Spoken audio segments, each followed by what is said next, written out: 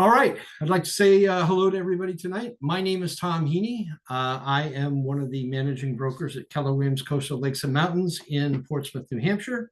Happy to have you join us on Ignite tonight. I am pinch hitting, so I just stepped in, but I'm happy to lead this. I have taught Ignite many times before, and actually more than one market center. So happy to do it again here tonight. I want to thank you guys very much for logging on and being a part of this.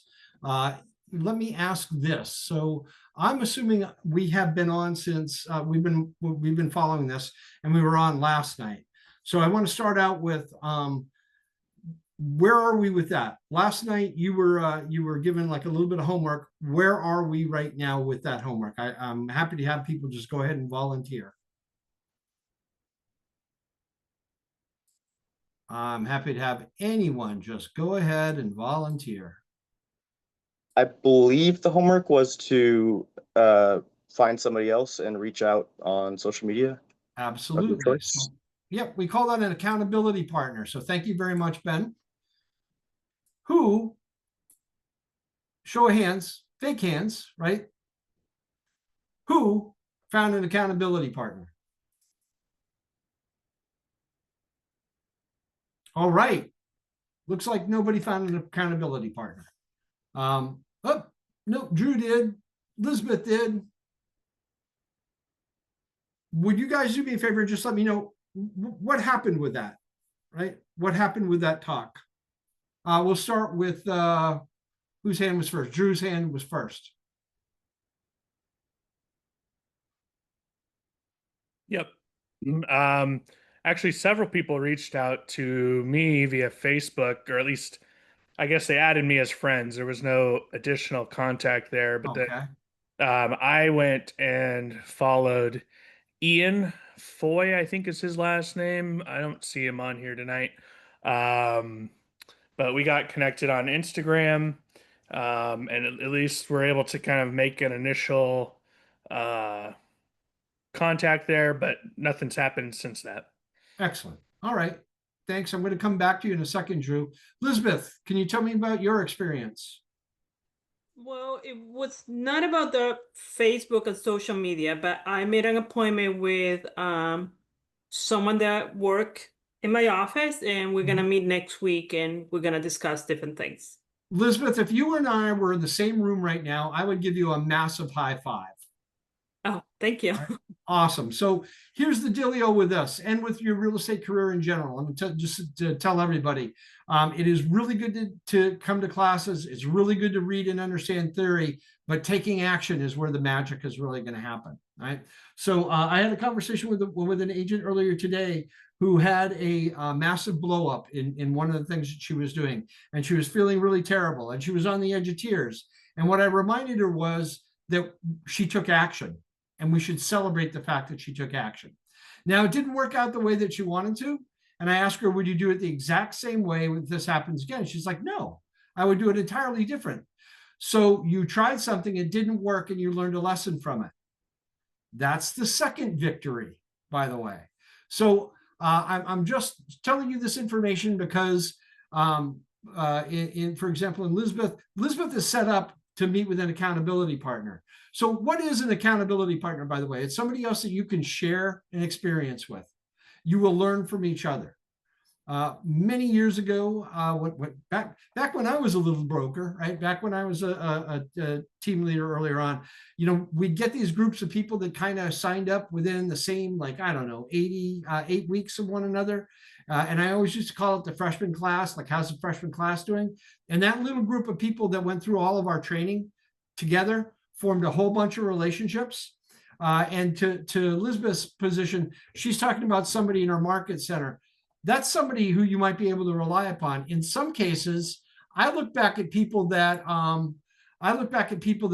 they were friends, they were buddies, they created relationships together, 5 years ago, and they're still friends. Now, real estate is a challenging business, especially if you're doing this as a single agent, by the way, especially if you're doing it as a single agent and you have another job, which might be why you're on at night, right? Might be why you're on at night, because you have another job to go to during the day. having a buddy that you can rely on can be very, very helpful when you need help. For example, you're out of town on vacation and the buyer that you have, a property just became available that they're interested in. You're out of town, you can't show it. But maybe that person who's your accountability partner, and you might have several accountability partners during the course of your career, maybe they can help out. So I just want to talk about these relationships as being very, very valuable. You guys are kind of learning together. If your accountability partner is somebody with more experience, they're going to be sharing a little bit of their experience with you. This is going to accelerate the way that you're learning. So high five one more time to Elizabeth for taking the step to get that accountability partner. In that particular case, it was also somebody in the market center. It doesn't have to be. We have these new things that you might have read about, like the kids are talking about it. It's called the internet. We can create a lot of great relationships over the internet. We're Zooming tonight. We can see each other's faces if we have our cameras turned on. There's this other thing called the telephone. You probably read about that, right? So there's lots of ways to have accountability partners. I used to be a MAPS coach, right? Keller Williams coaching division, mega agent productivity, mega agent productivity systems. The people that I coached didn't even live in my state. They lived all around America, right? So that didn't keep us from having coaching conversations. That didn't keep us from resolving issues. So let's find I'm going to just suggest to you, let's find an accountability partner. It will accelerate your learning, and it's going to accelerate theirs too. They're helping you as much as you're helping them. All right. So I know we've had a couple more people log on. The question was, did somebody reach out and establish that accountability partner? So if you've just logged on and you have done that, and could you do me a favor and just go ahead and speak? Just tell me what your experience was. All right. Thanks for sharing that experience. All right, let's go ahead and start with the presentation today. 1 second.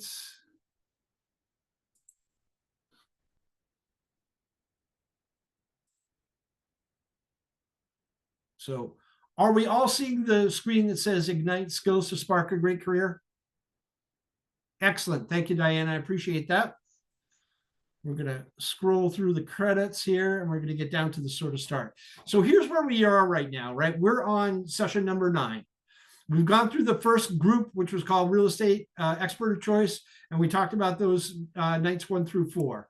We're now on lead generation. We've gone through 5, 6, 7, 8. We're now on number 9, which is capturing more leads, right? So we've gone here. We talked about where we generate our leads. We've talked about growing our database. We talked about capturing leads with open houses. We've talked about capturing leads with social media. And now we're going to be talking about other ways to capture leads. I want you to think about this for a second, not in today's programming, but I want you to think about this for just 1 second. We all have natural personalities, right? We all have things that we do naturally better than others. So I want you to think for a second about all of this lead stuff. I want you to think about who you are and who you know. Right. Once upon a time when I was the team leader in Cambridge, I remember sitting in front of people, they'd be on the other side of my desk. I'd go, brand new agents, right? Hey, tell me about your database. And they'd go like, Tom, I don't really have a database. I'm like, really? How do you not have a database? And they'd say like, well, Tom, 5 years ago, I didn't live in the United States. And I didn't speak English. Now, some would let people off as that as an excuse, but I pressed on. Hey, you got a phone? Yes. How many contacts do you have in your phone? I have about 120. Oh, really cool. That's great. Are you on Facebook? Yeah, I'm on Facebook. I have how many friends do you have? I have 400, but they're not really all my friends, right? They're not really all my friends. And I'm like, that's how Facebook works. But I do want to tell you, if you have 120 names in your phone, people that will pick up the phone when you call, when they see your name, they'll still pick up their phone, right? Or you have those people in your as friends in Facebook. 120 on your phone, 400 in Facebook, you can make 6 figures in the next 12 months. You know enough people to do that. Let's talk about how we generate leads and how we capture those leads. It's easier if it happens to match what your natural personality is. Here's what I mean by that. Let's pretend that you are very, very, very outgoing.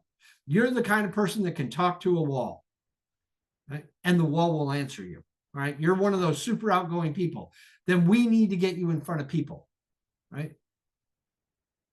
Tom, I'm great live with people, but I really don't like the phone. Okay, then we need to find ways to get you live in front of people. There's lots of different tools. A phone is a tool. Social media is a tool, right? But we got to think about your natural personality too. So if you're gregarious and you can talk to people and you stand in the line at the store and it's a busy day and there's a bunch of people in line, and by the time you check out of the store, you know the names of everybody who was in line.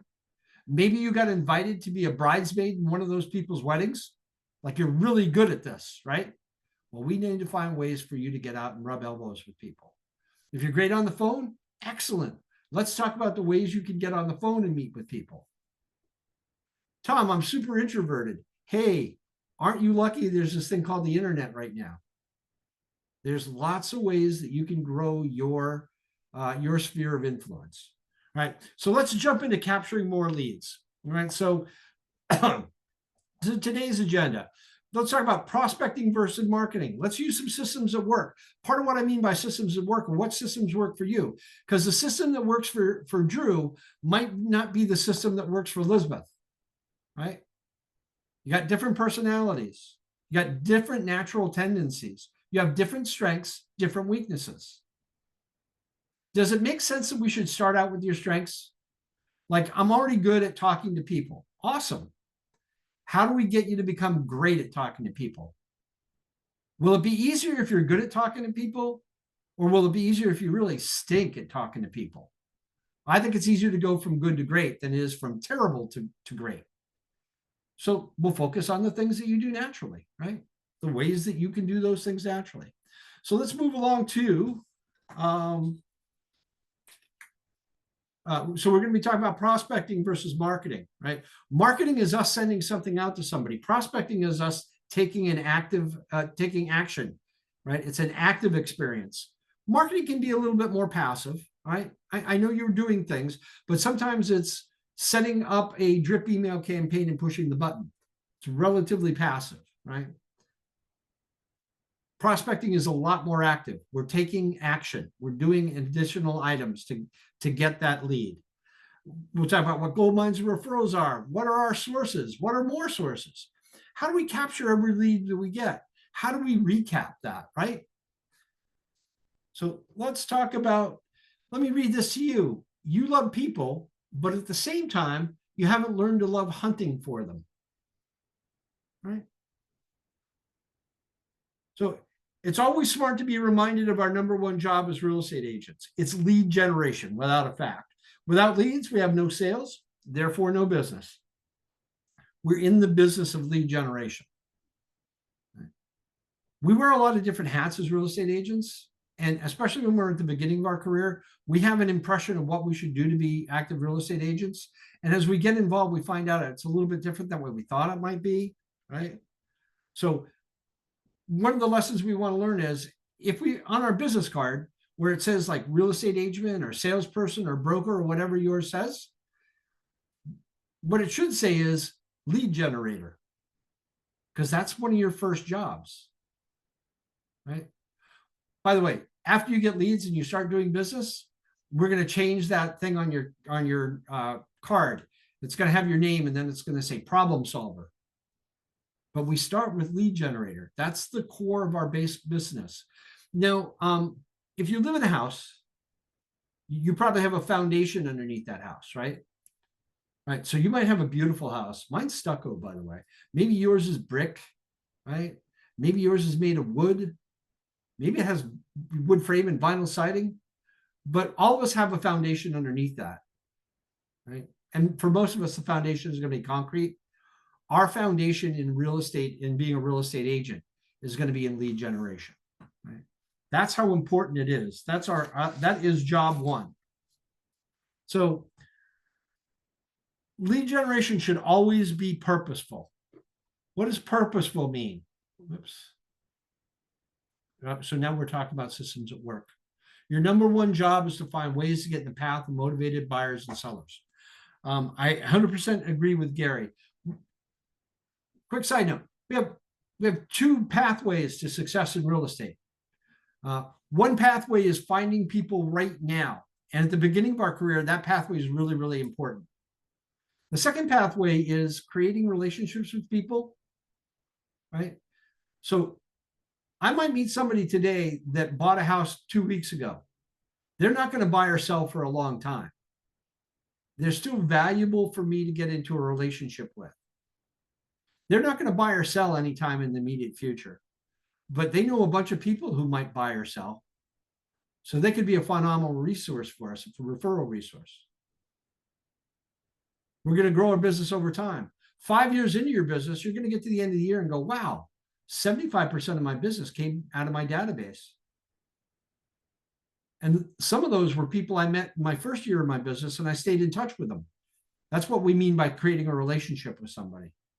The first time somebody said it's a relationship-based business, I didn't know what they meant.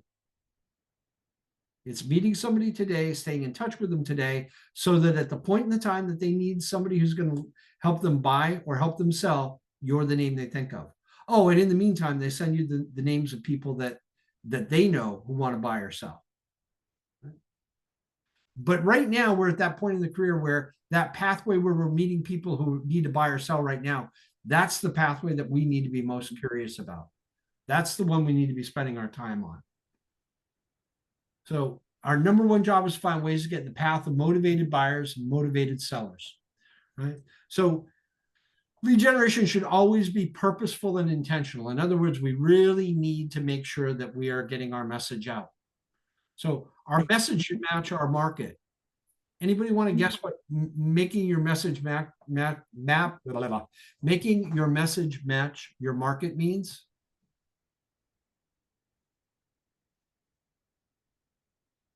This, by the way, is a judgment-free zone. So if you throw something out, Tom, I'm afraid of talking because I might say something wrong. Tom, I just to let you know, this is Robin. I just want to say that someone did ask a question. So after you finish this, I'll let you know what it is in Okay, the why don't chat. you tell me what the question is, Rob? Rob is the moderator tonight, by the way, guys. Hi, everybody.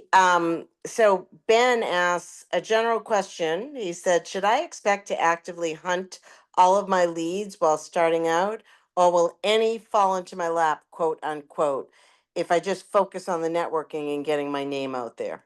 Okay. If you focus on getting your name out there and making phone calls and meeting people, things will fall in your lap.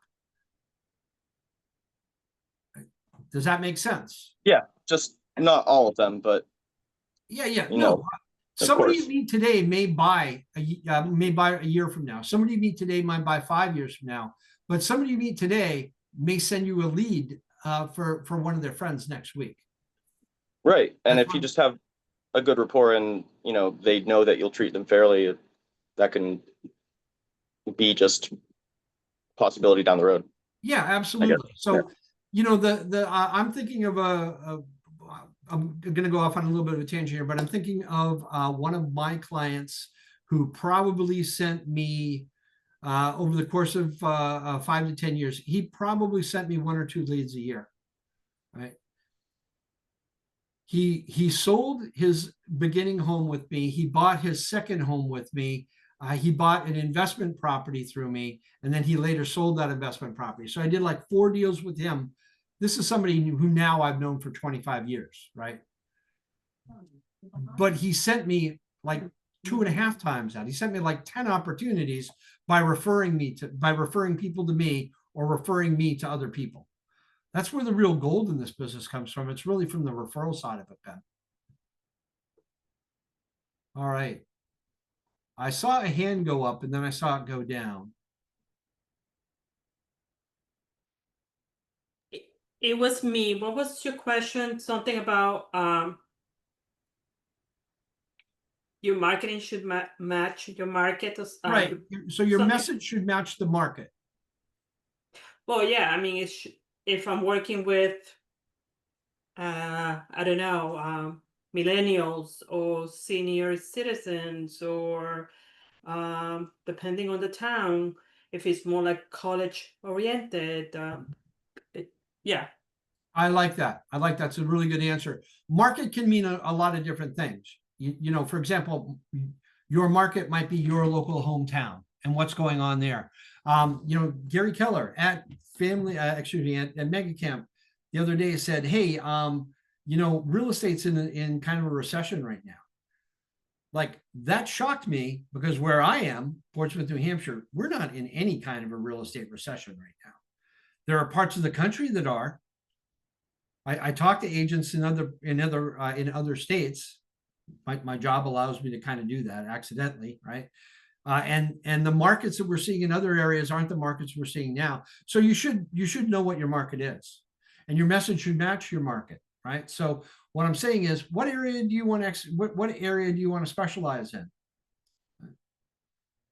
We happen to have, let's look at our market, and I'm air quoting right now, right? So we're coming out of a market that has been a white hot seller's market for a very, very, very long time, right? In my area, days on market is not much more than a month, right? It's probably between 5 and 6 weeks. The average in real estate for this, by the way, is my 40th year in real estate. I've been around the block a few times. For the majority of my time in real estate, and markets go up and go down all the time. There's never a level market. They're always either going up or going down. But most of the time, days on market could be like 5 to 7 months. The time between somebody lists a property and the time they close on a property is 5 to 7 months. Nowadays, it's like 5 or 6 weeks. We're still seeing a really active market. We're still seeing multiple offers on individual properties, not all of them. We're seeing more things on market. We're seeing days on market stretching out.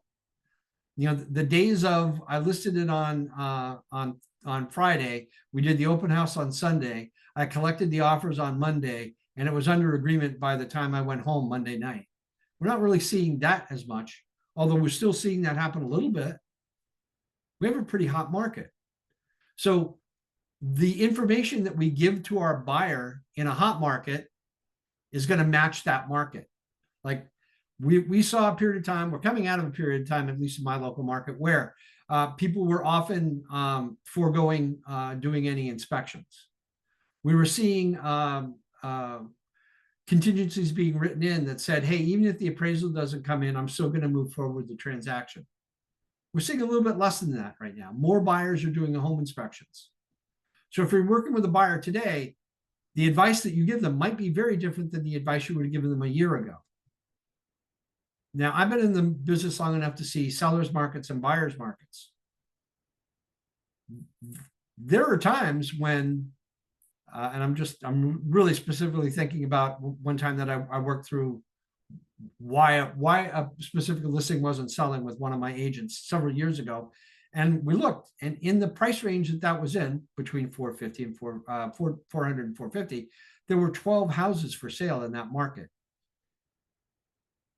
In that town, in the last 12 months, only 4 houses in that market, in that price range, had sold. And right now there are 12 available for sale. So if you were working with a buyer that was looking at that price range in that town, they really got their pick. They can pick and choose. They're probably in a really great place to negotiate price. They're probably in a really great place to negotiate terms. That same town, the price ranges have gone, the prices have gone up a lot. But that same town today, you'd be giving different advice to that buyer's agent. It might be, let's talk about how much more than list price you need to offer. So your message has to match your market, right? Now, when we talk about matching your market, there's a couple of things on that say, you know, target audience and market conditions. Part of what we just talked about, the examples I just gave, we're talking about market conditions, weren't they? Right? We have a seller's market, we have a buyer's market. We have a bunch of properties available on the market in the price range my buyer's looking at. We have very few. We have none. So when one comes on, we got to see it in the first 24 hours. We got to be ready to make an offer the same day we see it. So your message is going to match what's going on. Any questions about the examples that I just gave? So let's look at the other side of this method. What methods are we going to use to prospect? Does it match what the market offers right now? We're going to enact that method of prospecting that we're going to have to time block for it. Let's just say what you're going to be doing is making a phone call. And I'm going to use the example age old, right? 40 years ago, my broker said, hey, you should call expireds. There aren't that many of them in our current market. 40 years ago, my broker said, you should call for sale by owners, FSBOs. So if you were saying, hey, that's what I'm going to do. I'm going to target for sale by owners. I'm going to put together a little package. I'm going to go knock on their door, or I'm going to call them on the phone. We got to decide how we're going to do it. We have to time block to get that done. For example, if I'm going to go to, let's say, for sale by owners this morning, I have to time block for that. By the way, I have to go to all 4 of them. They're not next door neighbors, right? So one is going to be 5 miles away from another. The third one I'm going to go to is going to be a mile away from that. And then the fourth one I'm going to do, I'm going to have to drive to the outskirts of town another 6 miles. I have to allot time to go there. I have to allot time to drive between the locations. And heaven forbid I go there and knock on the door and somebody answers. I got to think about, I have to block for all of that. Telephone calls, a lot easier. I once upon a time, I was selling my house. At the time this is several years ago, I had a really big house. That house was listed at $750,000. Today, that house would probably be 1.6, 1.7, right? It's a 5,000 square foot house in a very nice location. So I'm telling you that just because, so this was a very expensive house in town. It would have been in the top tier, definitely the top 10% of sales prices. And I deliberately let it expire. Now, a bunch of people didn't recognize my name. Agents didn't recognize my name, and they reached out to work with me. 12 people sent me either a letter or a postcard offering to list my property. One person called me on the phone. Out of the 12 people that sent me a letter, only one of those persons sent me a second letter. One of the top 10% of expensive homes in town, you'd think that would be a lot of motivation, wouldn't you? Like, I was shocked I only got one phone call. Now, I know a bunch of agents recognize my name. So people who might normally have called me didn't, because they were like, oh, that's Tom's house, right? Tom's a real estate agent. He's going to relist the property, right? No reason for me to call him. But a bunch of people reached out. How effective was that process of sending me one letter? My piece of advice for you, anytime you send out a letter and you spent the money to send out a letter and you took the time to write it, you better be following up with a phone call or a door knock. Hi, I'm Tom. I sent you a letter. I wanted to follow up and see if you had any questions on it. Hey, I'd love to see your house in person. Tom, Diana's asking if there's any Popeyes. Yeah, well, certainly, Diana, Popeye would work. We're going back to when I very first started. What works for your personality? Like, door knocking and Popeyes can kind of be the same thing, right? So, yes, Popeyes are a certain part of that. A lot of times, by the way, when we talk about Popeyes, I've often heard it referred to as I'm going to pop by and see somebody I sold that house to, or I'm going to pop by and see somebody that I already know. Whereas door knocking might be a lot more generic. You could door knock a neighborhood, go to house number 1, 2, 3, 4, 5, etc. Popeyes are more targeted. So to that definition of Popeye, if you were going to do 4 expired houses and you're going to knock on their door, I would call that a Popeye as well. So good question. Thank you. Back to the slide. We're time blocking. So we need to prepare. Gotta take action. Gotta maintain, right? So we're going to prepare. We're going to take action. We're going to maintain. So if I'm going to go out to somebody's house, I need to put together whatever I'm going to leave there. Right. By the way, don't leave anything in a mailbox. That's the US government's, we can't do that. You can certainly slide something underneath the door or put it in the door jamb if somebody's not home. If you knock on the door or ring the bell and they are home, great. You got an opportunity to start a conversation. Right. So number one, we prepare. Notice I didn't say we over prepare. We prepare. We have our marketing materials. A lot of times, and I'm getting a little off, if we're going to be like door knocking, for example, I'm a little old school. I actually believe in a pen and a piece of paper. So I've had people carry a notebook or a clipboard so that they can take notes when they're talking to somebody. In fact, let me go off on that tangent for a second. You guys have already talked about lead generation in open houses, right? Well, one of the best ways to lead generate around an open house is to door knock, right? So we're going to door knock the 10 houses across the street, 5 houses to the left, 5 houses to the right, that type of thing as a minimum.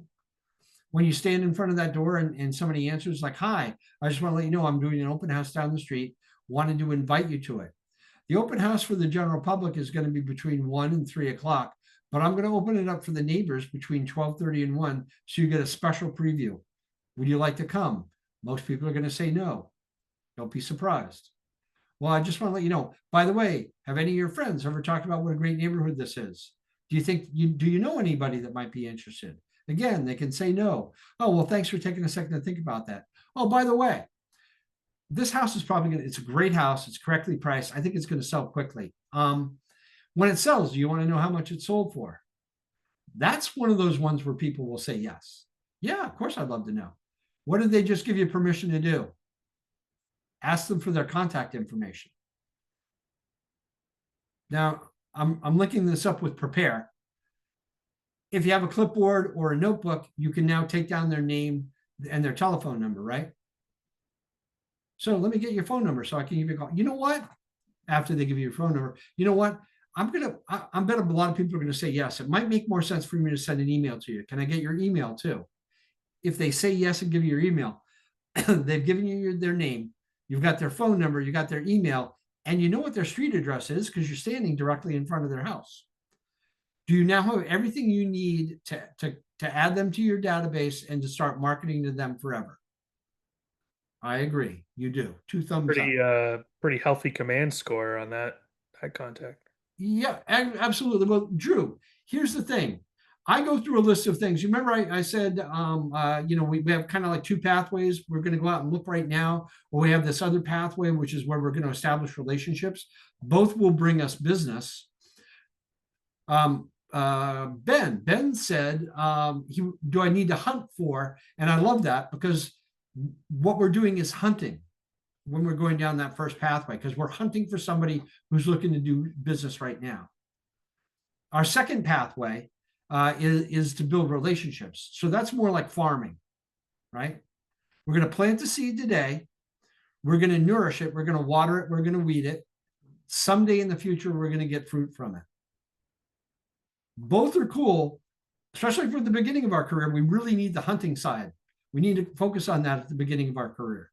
We never get away from hunting, by the way, but we need to really focus on it at the beginning of our career. So yes, if you're going to do something, maximize doing it. So if you're going to send me a letter, which took you X amount of time to do, so you might have spent $10 of your time putting that letter together, and then you put it in an envelope and mailed it, which was another $1. If you spend $11 sending something to me, you should make a free phone call and call me later on. Do you think that has a lot more impact than just sending me a letter? I can guarantee you it did. Think of my example of the 12 people who sent me 1 letter. High five to that person that sent the second one, but geez, pick up the phone call and make a call, right? So always make whatever it is you're doing work for you ×2 or ×3 or ×4. I'm going to door knock around my open house anyway. Why don't I try and get contact information for everybody? By the way, because they just gave you information to contact them, you can call them back when the house sells. By the way, you must, by the way. This last part says maintain, right? It says prepare, take action, maintain. They gave you your information. You promised that you were going to give them a call when it sold. So you better give them a call, right? You might even give them a call before that. Let me give you an example. Hey, just want to let you know, this is Tom. I met you. I did that open house and invited you. I told you I'd keep in contact with you. Here I am. I'm a man of my word. I just want to let you know that house went under agreement. And that actually created a problem for me. In their minds, how could their house going under agreement create a problem for you? Here's the problem it created for me. I have several people interested, but I could only sell it to one. So let me ask you this. Do you know any of your neighbors that have any of your neighbors mentioned thinking about selling their houses? They'll say yes or no. If they say yes, that's awesome because you just got a really hot lead. Most often you're going to hear no. And then you can move to the second question, which is, have you ever thought about selling? You can't tell them what it went under agreement for. That's confidential information. But you can say, we got a really good price on this. I might say if we got more than list price, you know what? We got better than list price on this. That might be motivating factors for them, by the way. So I knocked on their door. They gave me their contact information. I called them with this one under agreement to try and get business from them a second time. Then the property closed, and now I'm calling them back to let them know that it closed. Wow, yeah, I can't believe it sold for $15,000 more than list price. It's a good time to sell. Hey, let me ask you again. Do you know anybody that's thinking about selling? It's okay to say, do you know anybody that's about selling, buying, or investing? All right, make that phone call work for you. Ask more than one question because of it. All right, move on to the slide. So we're going to approach people. We're going to connect with them. We're going to ask them. So my favorite thing is I once saw, you know, like Homes and Land magazine, the little full color magazine that has a bunch of listed properties in it. Most of them have already sold by the time the magazine's published, by the way. There was a lunch place that I used to go to. And just inside the front door, they had a rack with those magazines in it.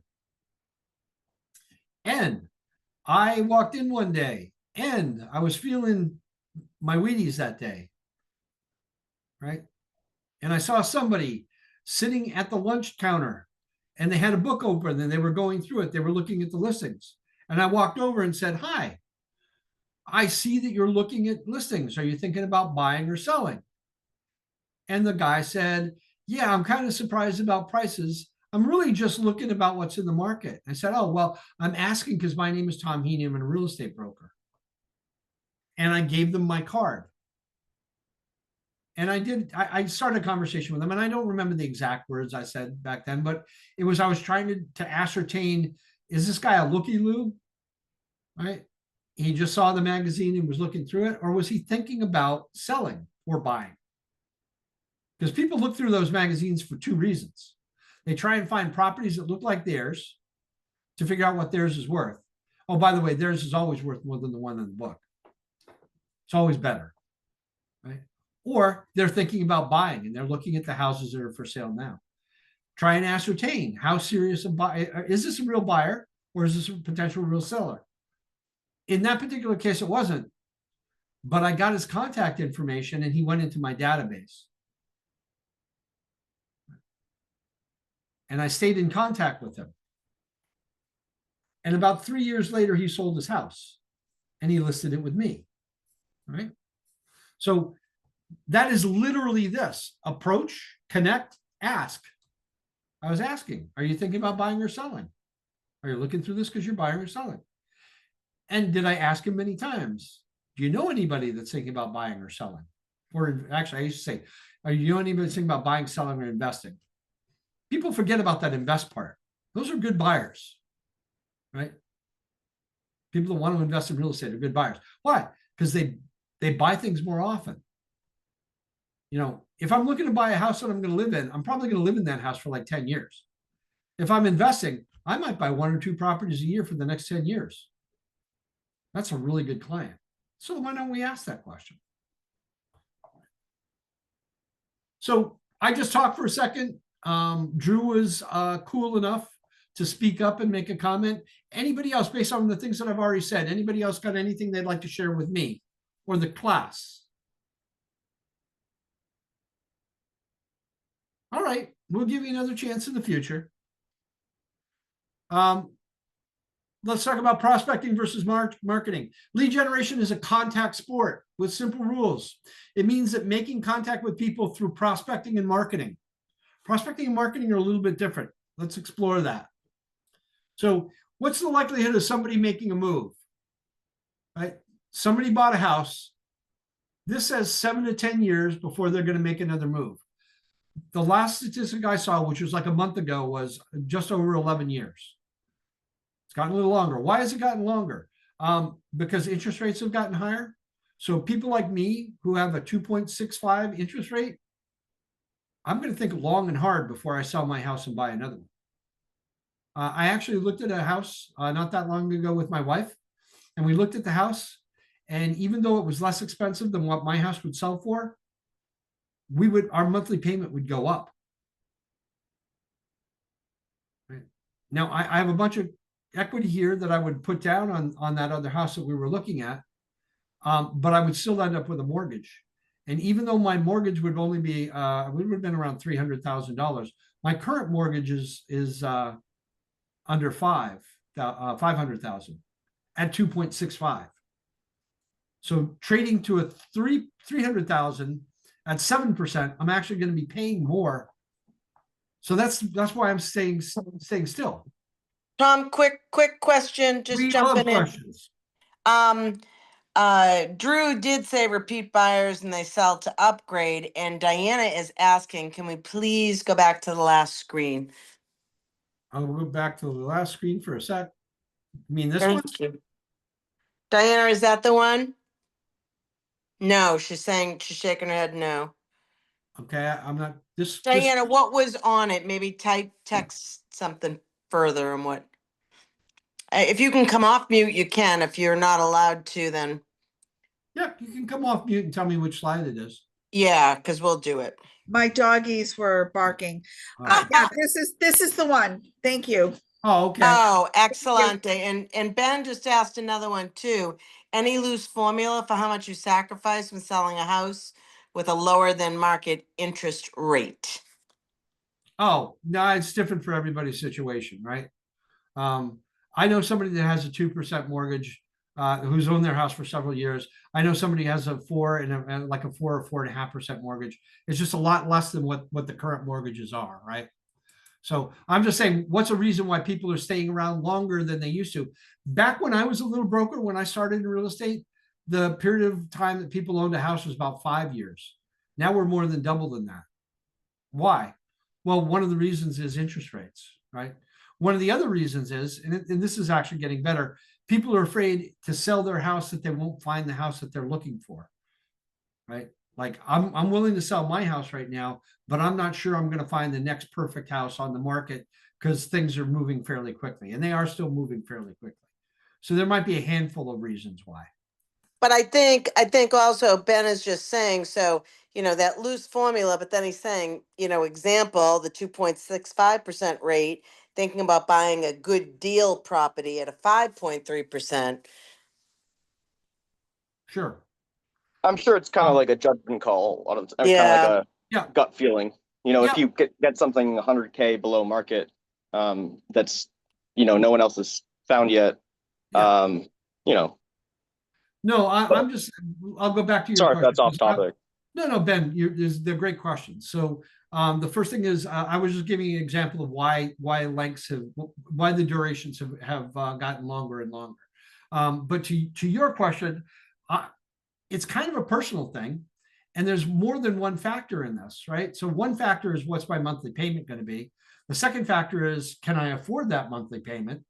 So if it's going to go up, can I afford it? And if I can afford it, but now I'm in the house that I want, now I'm in the location that I want, now I have the features that I want, those might be motivating factors for me to overlook that I'm paying a little bit more. By the way, the natural progression for people is, You bought your first house when you could afford your first house. You bought your second house when you could afford your second house, even though it probably cost more money and your monthly payment probably went up. And then you bought your dream house the third time around, and that was more expensive, and then the payment might have gone up because it's more expensive. Right. So there's more than one motivating factor. I was just throwing out a couple as to why duration had slowed down. Right. So this slide, which says catch leads, is just talking about where we are.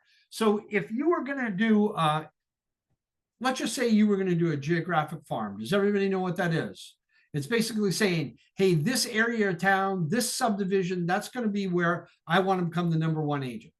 There's 100 houses in the subdivision. I want to be the agent of choice in that 100 houses. We know that the average house is, the average person is going to stay for 10 years, right? So there's 100 houses in this neighborhood. The average person stays for 10 years. That means probably about 10 houses per year are going to sell in that neighborhood, right? Because every 10 years is a changeover. You can become the expert in that neighborhood. You can kind of look around and say, oh, you know, the Joneses have been in that location for 12 years. They're probably thinking of moving. You might turn up the volume on your lead generation with those people because they're getting at that 12-year point, right? So these things run in cycles. Immediately after somebody's made a move, how likely are they to want to move again? Probably not that likely, right? So it's just, I'm just talking about intensifying where you're going to focus. By the way, here's the one thing I will tell you about somebody that just bought a house, especially if they get orphaned. And by orphaned, I mean the agent that they bought the house through wasn't you, it was someone else. After they buy the house, that attracts a bunch of attention in their sphere of influence. I just made a big round circle with my finger, by the way, inside their sphere of influence. The people that they work with make about the same amount of money that they make. If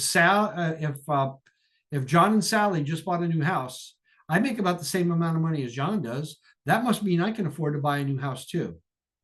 So the point that I'm making is somebody who just bought a house might actually be a very good referral source for you, because a bunch of people they know might now be thinking about buying.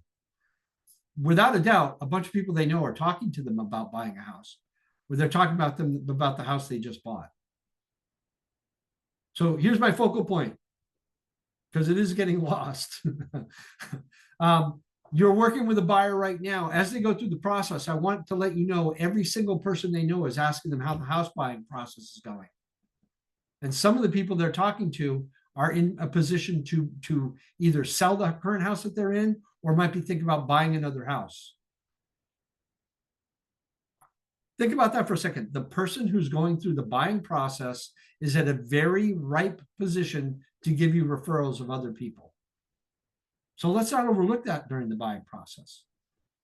You're working with somebody and it takes you 6 weeks, 8 weeks to find them a house that they put under agreement, and then it takes us 6 weeks to close it. That's a 12-week period where you should be asking them at least once a week if they know anybody that's thinking about that's looking to buy or sell, because everybody they're talking to them is talking about buying or selling the house. All right, let's move on. I have a question. I will take it. Besides, looking at each individual house on like the RPR, are there tools for finding those folks who've been in their home for over 10 years? Yeah, there are tools that you can find. There's the old fashioned, and I started this way. If you have a geo farm, you're going to want to understand everybody in that geo farm. And part of that understanding is going on. You can go online and see when they bought the house. It's on the tax card, right? The last time that it transferred. So that would be a very manual way for you to do it. There are services, if you're willing to pay money, to find services that can provide that information too. Absolutely. But there are very organic ways to do it as well. Next, prospecting versus marketing. So marketing can be very money intensive. You're going to have to pay for most of the marketing, not all of it. Facebook's is free. It can also cost money if you're buying ads on Facebook. But Facebook is a way to let everybody know what's going on and what you're doing, and that gets done for free. Marketing is relatively passive. So like the example I gave at the beginning, you're going to do a drip email campaign. You set up that campaign. It's going to go out to 50 people. And you're going to be sending them something, let's say just an email. An email is going to go out once a month to them. And there are going to be other things in your drip campaign that command is going to remind you to do, like send out a handwritten note, for example. You press the button and that process occurs. That's relatively passive. If you're buying, if you're paying for leads, because that's a source, right? You don't have to. There's lots of other ways to be successful without paying for leads, but that costs money, right? It's relatively passive. You're letting somebody else do something that's generating a lead for you. Tom, I just want to jump in for a second. Ben is asking about if anyone has suggestions for AI tools. Ben, I just want to let you know, I'm just going to jump in for a second. I am a team leader in an office as well. So even though I'm moderating, I can interject a little bit here. There are whole classes on it, and that's an incredible question you ask.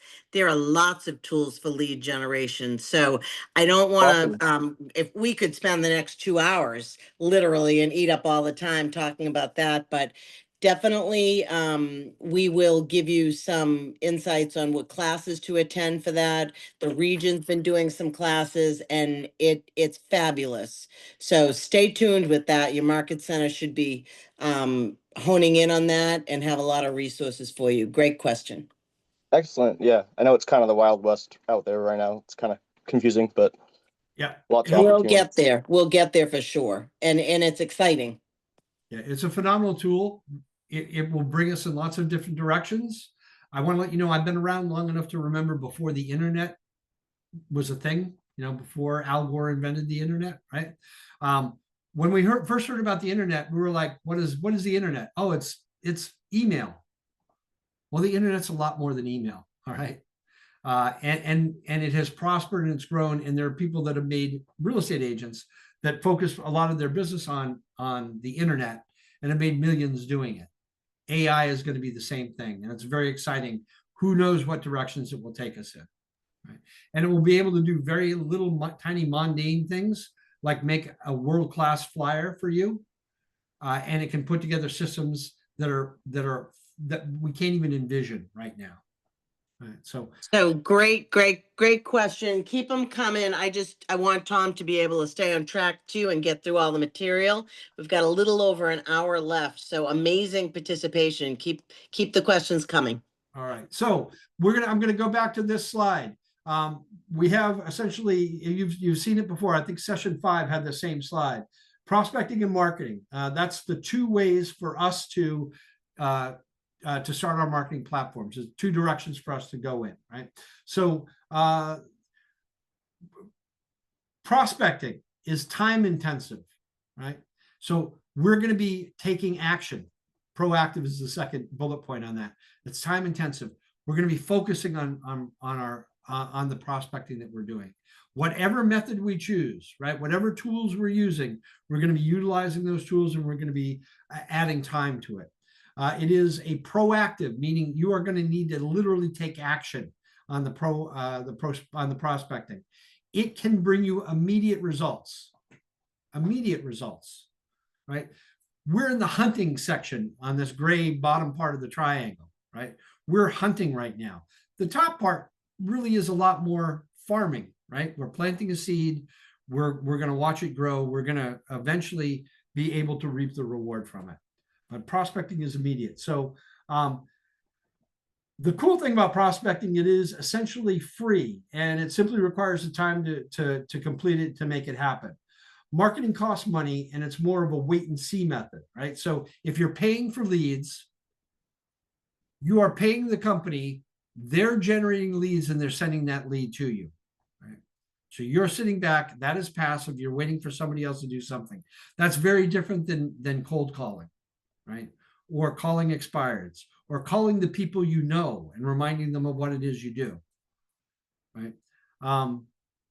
Our last 2 sessions were about open houses and social media.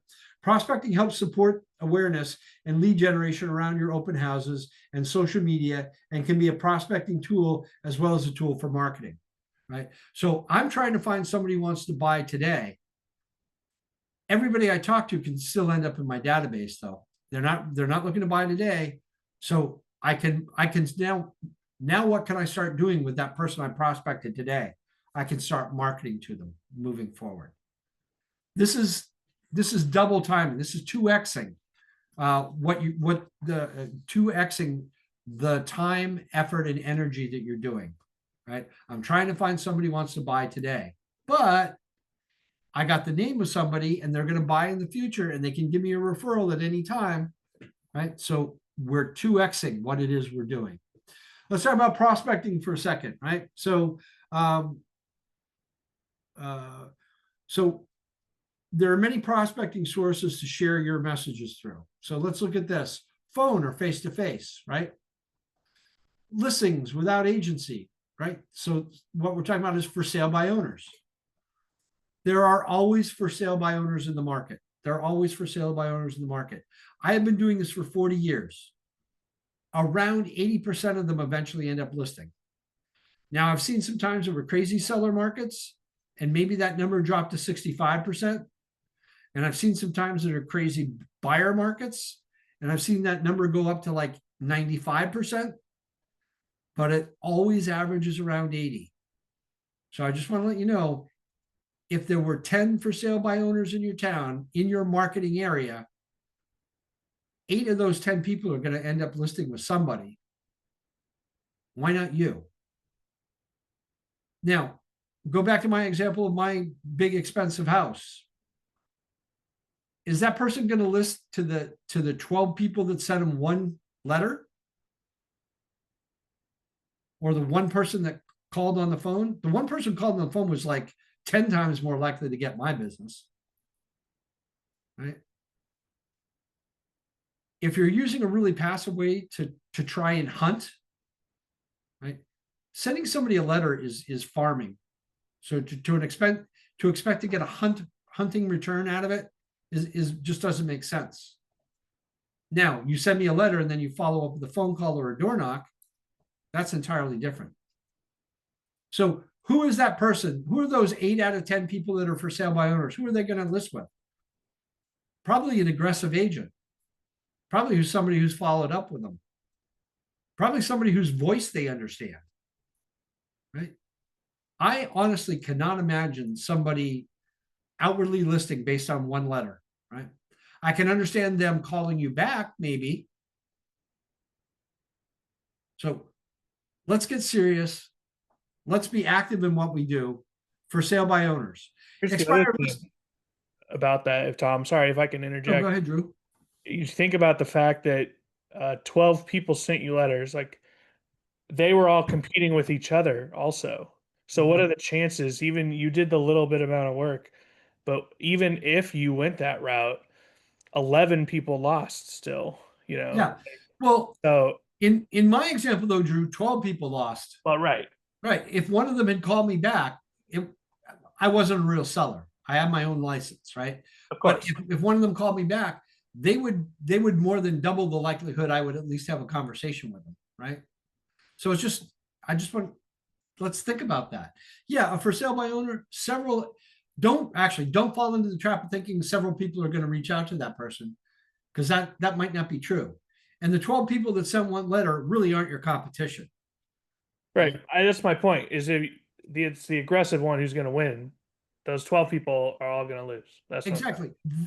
See, the person who owns that house wants to sell it. So they're going to want to list it with somebody who they believe will help sell it.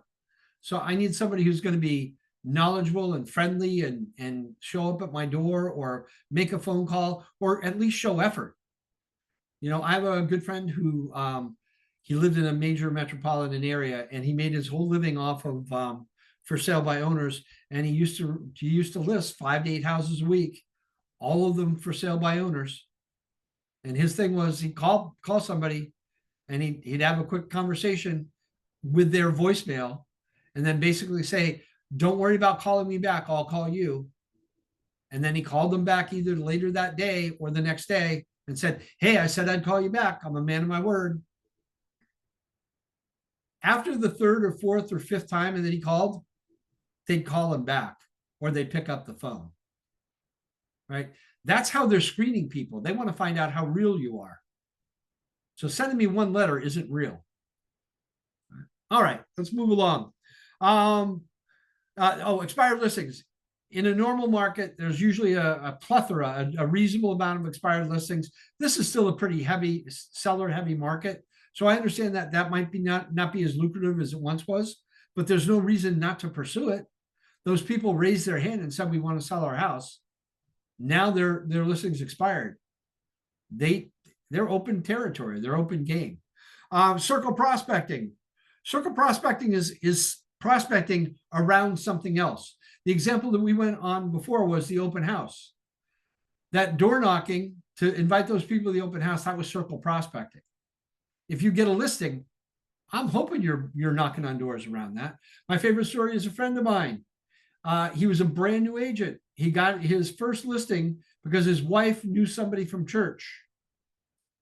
And he got that listing, and then he door knocked all of the properties around that listing. It went under agreement in less than 2 weeks.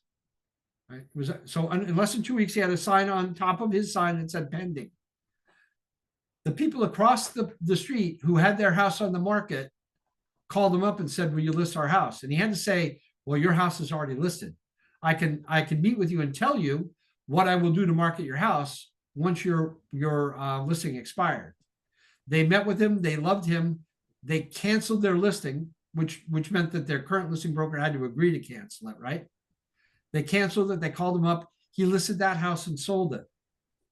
He circled prospected around that house. So now he's knocked on every door in this neighborhood twice, right?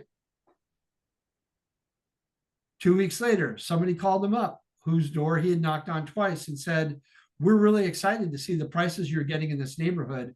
We've decided it's a good time for us to sell.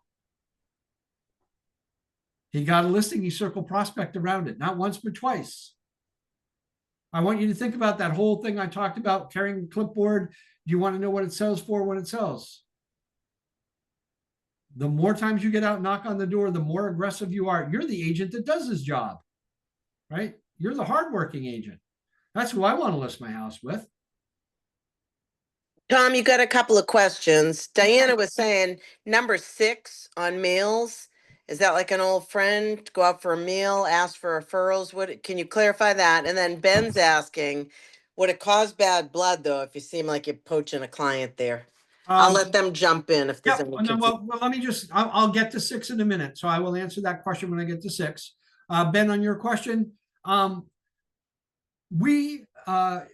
if you've ever read the 4 Agreements, Don Miguel Ruiz says, we're always dreaming. We're dreaming when we're asleep and we're dreaming when we're awake. So when we have a discussion inside our head that says, oh, I might piss off, oops, I'm sorry, I may make some other agent upset. That's a story we're telling inside our head, right? So I want you to understand that I'm trying to, is it Brent Avery. What Brent did, he did everything by the book.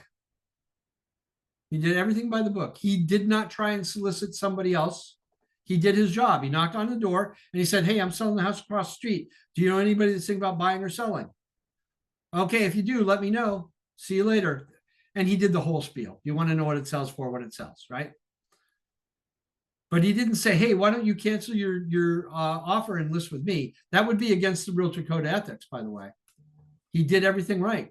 He did such a good job that these people were so impressed that they canceled their listing with their current agent and listed with him.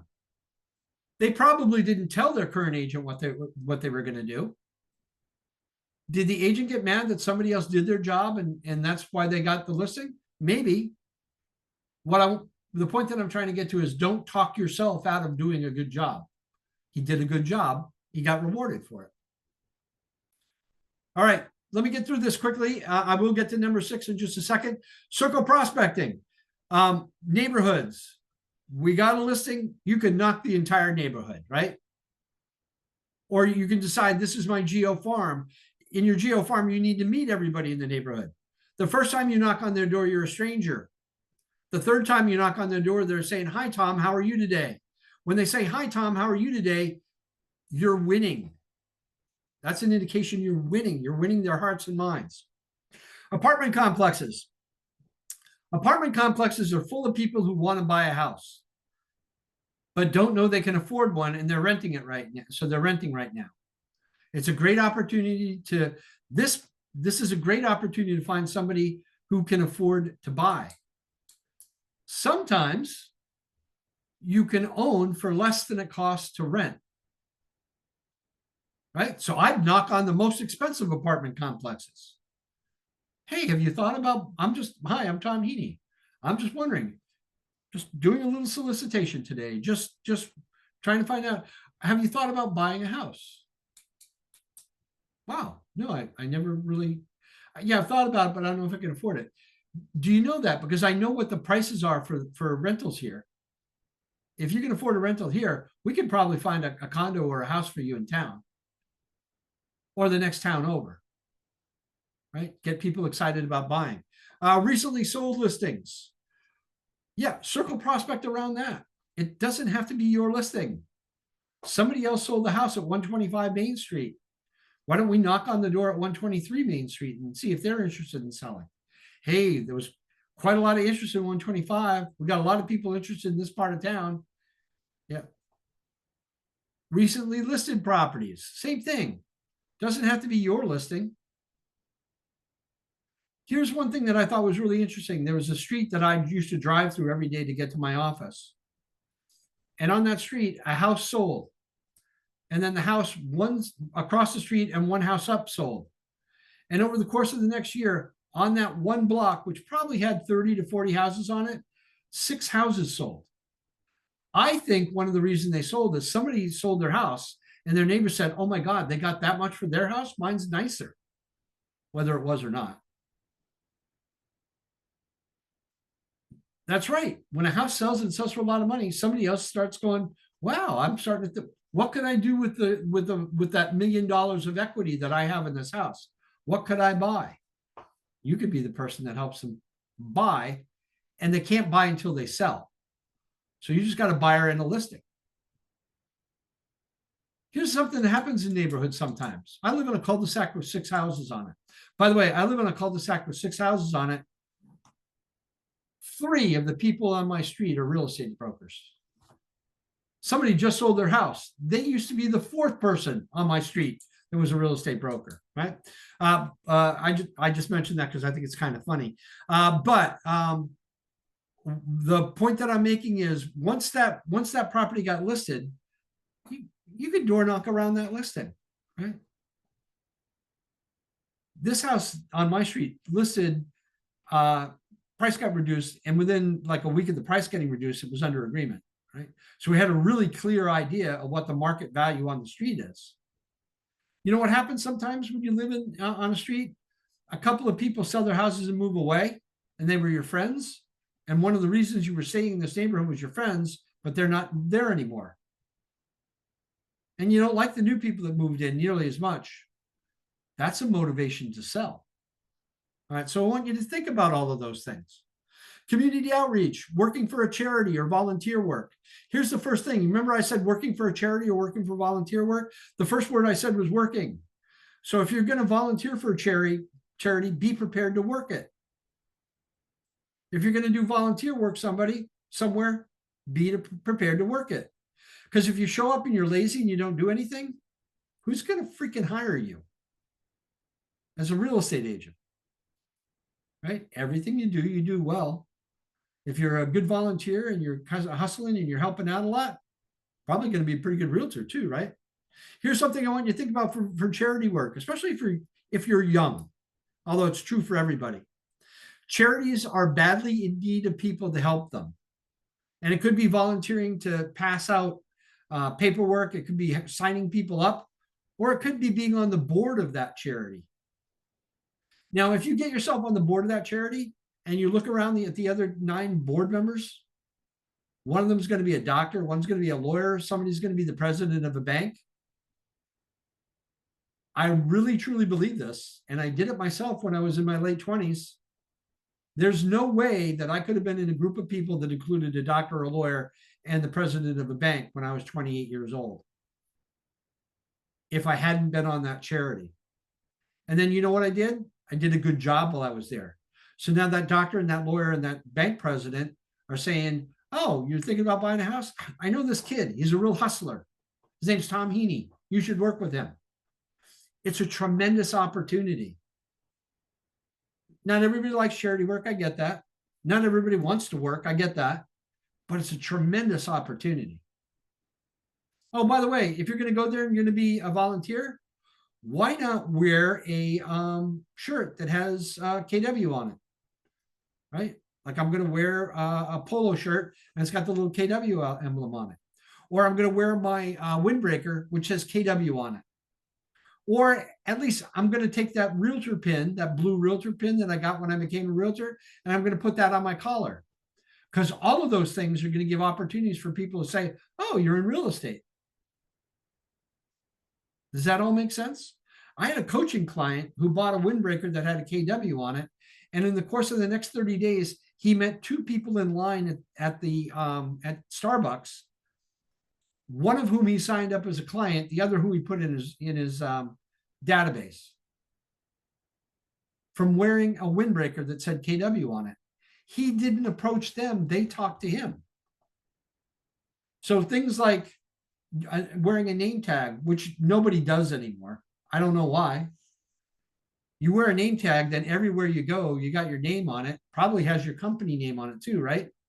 So you could be standing in line at the grocery store and people could go, oh, you're a realtor? All right. So let's think about those things. Key relationships, relationships with the corporation. I know somebody that talked to the HR department at the local hospital. And because they talked to the HR department of the local hospital, you know what the local hospital does? They're constantly recruiting doctors and nurses. So this person, because they took the initiative to go out and talk to the HR department, is now the preferred real estate agent for the HR person. You know who the first person to talk to somebody thinking about taking a job at the hospital is? The HR person, right? So think about those corporate relationships you can have. Builders build more than one house. That's an opportunity for you to get more than one listing. Banks. Now that's a little bit more important, I believe, in a market where banks are taking property back at foreclosure. And I've been in those markets. In the early 90s, I was making 6-figure incomes when all of my friends were taking part-time jobs because they couldn't make enough in real estate to pay their bills. Right? So banks, great resource. And when you talk to a bank, like the asset manager at a bank, they could be giving you 1, 2, 3 listings a month. That's awesome, right? That return business. Third-party data companies, great relationship there as well. Investors, a big part of my career was always multifamily properties. So when I listed a new multifamily, I just got a brand new 4-unit. I already had a list of like 12, 14 people to call. And I was calling them before it was in MLS. And maybe it was maybe they were interested, maybe they weren't. They all wanted to know about it. Every one of those investors wanted to know about it. And they knew about it before it was in MLS, which made them feel really, really important. And there were people that I called all the time that never bought anything, but listed something with me. Can you see how prolific that can be? Teaching and speaking opportunities. Tom, I'm really new to real estate. You know what? You just went through a class, you just passed the test. You know more than a first-time home buyer does. So why don't you do a first-time home buyer seminar? You know more than they do. If you're doing a good first home buyer seminar, you're inviting a title company, you're inviting a lender to help you with that. Choose people that have experience. They'll do some of the heavy lifting for you. But teaching and speaking opportunities. Fun thing that happened to me 6 months after I got licensed. The person who taught my pre-licensing class left the community college and asked me to take over teaching for her. Right? I've been a part-time agent for 6 months and I was now teaching the class. And I was a little worried about that. And she said, hey, here's what I want you to know. If you're teaching chapter number 2 in the book, Today, you have to have read it last night. In other words, you just need to be one step in front of most people. Here's another thing I want you to think about, even if you're talking to somebody who's bought or sold a house 3 or 4 times. It's been 10 years since they sold that house. You know more about the market than they do. They don't remember the buying process when they bought 10 years ago. And you know what? It's an entirely different market then than it is now. So you know enough to be doing teaching or speaking. Meals, literally that. Number 6 is taking people out. Right? Taking people out. By the way, you can take people out for coffee and it's a whole lot less expensive than meals are. Like I wouldn't just randomly start taking people off the street and taking them to lunch. That's a little bit special. If somebody gave me a referral, I might take them out to lunch or dinner. Right? Gave me $1 million referral that I sold. I'm going to take them to dinner at a really nice restaurant. So you want to create perks for people for being your friend. Door-to-door canvassing. That's the same thing as door knocking. It's really kind of it's a version of circle prospecting. Networking events. Right? So business after hours, Chamber of Commerce meetings. When you go to that, don't go because they give you 2 free drink tickets and you're going to get your 2 free drinks. Go to meet other people. Literally, you can benefit everybody else and they can benefit you, right? So if you're going there and you're meeting somebody that is, let's just say a lender, can the lender send you potential clients? Are there people that pre-qualify before they house shop? They can. And importantly, you can send them people, which is going to make them indebted to you. Networking is the right hand washing the left one. Right? But when you go to a networking event, remember why you're there. You're there to network. Booths and kiosks, that's something you typically are going to have to pay for. I have a client that I coach. Every year she goes to this, there's a thing in the fall in her hometown that's an Apple Festival. And every year they get a booth. And while they're at the booth, they meet a bunch of people. They have a really cute, like 5 or 6 year old son. It's actually 7 now. He talks, he's really outgoing and he's really cute. He's really outgoing and he talks to people and they stop to talk to him. And when they stop to talk to him, my client starts a conversation with him. So I just want you to think about leverage. These people are leveraging their kid to meet other people, right? And walk-ins. You know what? Once upon a time when I was a little broker, walk-ins were pretty prolific. We very rarely see a walk-in in our office these days. They're like unicorns. That's how rare they occur. However, I was sitting in one of our satellite offices probably about 6 months ago, and a lady walked in the door. She was an elderly lady. And she was like, I'm thinking about selling my condo. And I'm like, oh, cool. I have an agent I can talk with you. And she goes, oh, no, not here. I was thinking about selling my condo in Florida. Ironically, it was Naples, Florida.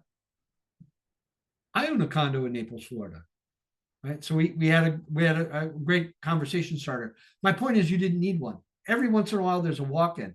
This happened to be an older woman. Like I'm old and I'm calling her old. Right. So she's a walk-in because she doesn't know how to use the internet. Right. And I did a referral. And about 4 months later, I got a referral check in the mail for making 2 phone calls. One to the team leader down there and a second one to the agent that the team leader suggested.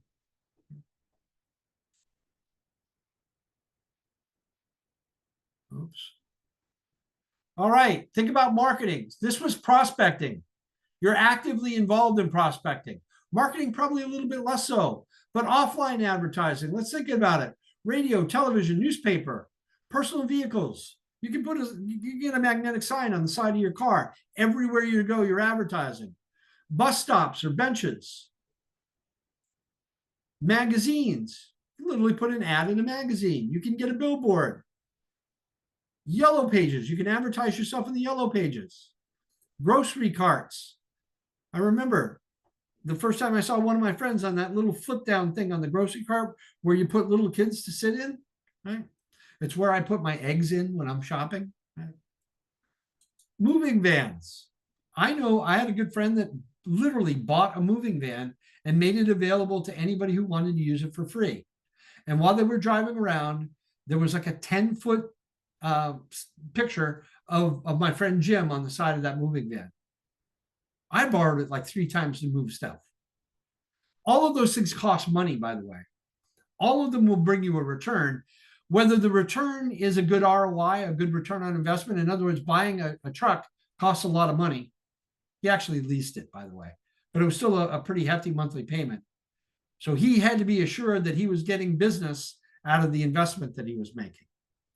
Online advertising, pay-per-click advertising, right? Creating something that's clickbait, hiring somebody to do that. Maybe you're putting in ads through Facebook. Search engine optimization, social media, being available on portals, all kinds of online advertising. Now, you can put something in Facebook that says, hey, here's my new listing. That's free. I'm talking about buying ads on Facebook that are going to be targeted, that are going to ensure ads are in certain zip codes, for example. Right? But all of those ways are abilities to advertise. Kind of passive. You got to work hard enough to make the money to pay for those. And you got to say, is my return equal to what my investment was? Real-time broadcast content creation, radio segments, TV shows. Right here in New England, there's somebody who owns another company. It's one of our competitors. He was the only person once upon a time, 25 years ago, he's the only person I ever saw who did commercials on television. Because he was the only person doing it, he was the only people called when they were ready to sell their house.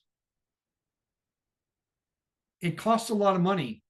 Today, he owns a real estate brokerage in his name, which has multiple locations, like multiple locations. He's making millions per year. That was a pretty good return on investment. A very good friend of mine does radio ads and gets a very good return on it. One of the biggest producers in our region, Hudson Santana, who just spoke at MegaCamp, once did radio ads. And I was like, is that working for you? Because like the first listing I got a $70,000 commission on. Right. So I'm paying $8,000 a month, but that's like 8 months worth of advertisements. I want to, Tom, I want to just add one thing. Yep. I actually just was in a seminar earlier today with the top female team, Sarah Reynolds group, Sure. her head of growth. And he was Yep. talking about the radio ads. Yep. And he was saying, be aware of how many times a month, if you are doing something like that, be aware of how many times a month and how long the ad is. And then it's all about, the repetition and measuring. So I just want to add this. I'm not going to tell you the formulas because it may be a big number, but be aware and track it and track the return on anything you're doing, so you can actually like Hudson did. It's really important to track it so you can make an intelligent decision. Absolutely, because what we're Yes. looking at, Robin, is ROI. What's the return for the investment that we're making? Absolutely. All right, thank you. So live social media, blogs or vlogs, basically video logs, right? Those are all ways to increase your footprint. What's kind of funny is I have a friend that blogs and has been blogging for 15 years. And she has a core group of people that read everything she pushes out, right?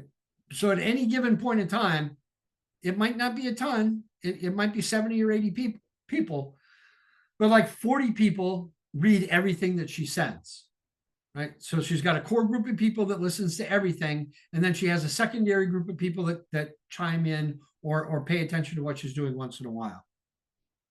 Things like direct mail, and repetition was the word that Robin used, that I want to focus on that.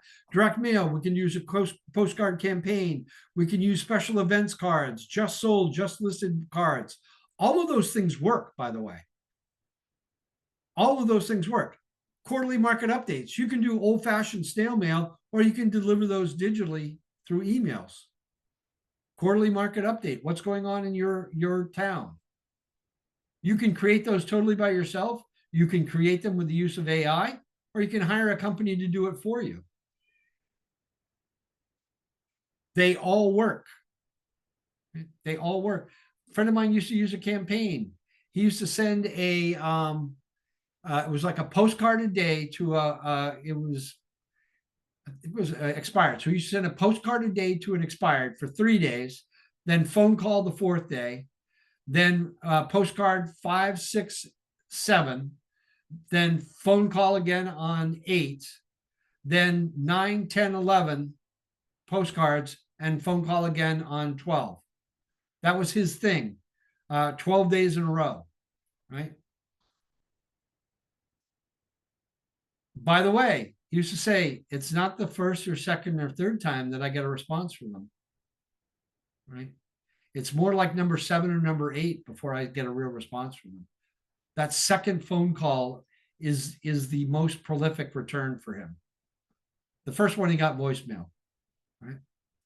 So again, all of these things work, and I want to assure you they work, but you have to do them consistently. Sending me a letter number 1, I want to list your house, did nothing for that agent except waste time and money for them. Now, they sent me something every day for 5 days, you got my attention. They sent me something and follow up with a phone call, you've got my attention, right? So we need to be consistent. Promotional items or swag, that's something that's a giveaway. Most likely it's a giveaway when you're doing something else. So when I buy my kiosk at the Apple Festival and you come up, I'm going to give you a pot holder or a chip clip or something, or a pen with my name on it. I don't remember the last time I used a pen that didn't have an advertisement on it, right? Public relations or press releases.